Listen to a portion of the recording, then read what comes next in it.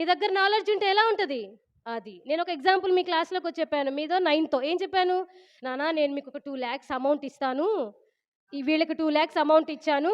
మీకొచ్చేసి knowledge ఇచ్చాను.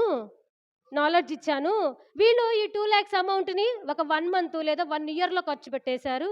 నేను మీకేమి ఇవ్వలా. జస్ట్ నాలెడ్జ్ ఇచ్చా అంతే. నేను డబ్బులివ్వలా. వీళ్ళ దగ్గర ఖర్చయిపోయింది. మీకు నేనిచ్చిన నాలెడ్జ్‌తో మీరు రోజుకి రూ. 1000 సంపాదిచ్చారు. రూ. 1000 లెక్కలో సంవత్సరానికి ఎంతయింది? 1000 ఇంటూ 365 ఎన్ని లక్షలయింది? సంవత్సరం రోజుల్లో 2,00,000 ఎంజాయ్ చేసేసారా? ఎంజాయ్ చేసేసారా? ఇప్పుడు ఈ నాలెడ్జ్‌తో మీరెంత గెయిన్ చేసుకున్నారు? 3,65,000లో 1,65,000 మీ ఖర్చులు పోను మీ దగ్గర ఎంత మిగిలింది? మీకేది కావాలి? 2,00,000 కావాలా? నాలెడ్జ్ కావాలా? ఇప్పుడు మీరేం సంపాదించుకోవాలి? డబ్బు సంపాదించాలా? నాలెడ్జ్ సంపాదించాలా?